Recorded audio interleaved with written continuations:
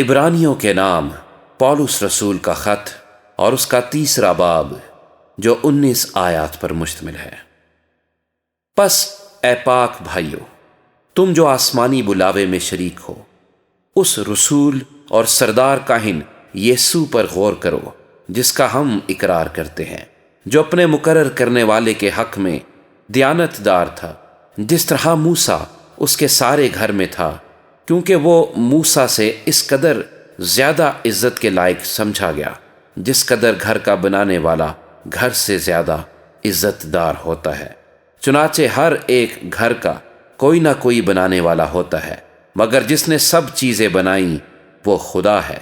موسیٰ تو اس کے سارے گھر میں خادم کی طرح دیانت دار رہا تاکہ آئندہ بیان ہونے والی باتوں کی گواہی دے، لیکن مسیح بیٹے کی طرح اس کے گھر کا مختار ہے، اور اس کا گھر ہم ہیں، بشرطے کہ اپنی دلیری اور امید کا فخر آخر تک مضبوطی سے قائم رکھیں۔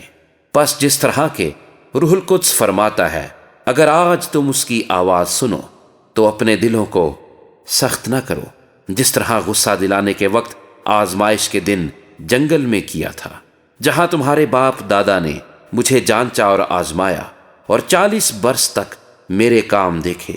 اسی لیے میں اس پشت سے ناراض ہوا اور کہا کہ ان کے دل ہمیشہ گمراہ ہوتے رہتے ہیں، اور انہوں نے میری راہوں کو نہیں پہچانا۔ چنانچہ میں نے اپنے غضب میں قسم کھائی کہ یہ میرے آرام میں داخل نہ ہونے پائیں گے۔ اے بھائیو، خبردار، تم میں سے کسی کا ایسا برا اور بے ایمان دل نہ ہو جو زندہ خدا سے پھر جائے، بلکہ جس روز تک آج کا دن کہا جاتا ہے، ہر روز آپس میں نصیحت کیا کرو، تاکہ تم میں سے کوئی گناہ کے فریب میں آ کر سخت دل نہ ہو جائے، کیونکہ ہم مسیح میں شریک ہوئے ہیں، بشرطے کہ اپنے ابتدائی بھروسے پر آخر تک مضبوطی سے قائم رہیں۔ چنانچہ کہا جاتا ہے کہ اگر آج تم اس کی آواز سنو تو اپنے دلوں کو سخت نہ کرو، جس طرح کے غصہ دلانے کے وقت کیا تھا۔ کن لوگوں نے آواز سن کر غصہ دلایا؟ کیا ان سب نے نہیں جو موسیٰ کے وسیلے سے مصر سے نکلے تھے؟ اور وہ کن لوگوں سے 40 برس تک ناراض رہا؟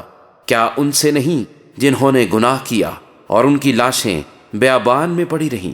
اور کن کی بابت اس نے قسم کھائی کہ وہ میرے آرام میں داخل نہ ہونے پائیں گے، سوا ان کے جنہوں نے نافرمانی کی؟ غرض ہم دیکھتے ہیں کہ وہ بے ایمانی کے سبب سے داخل نہ ہو سکے۔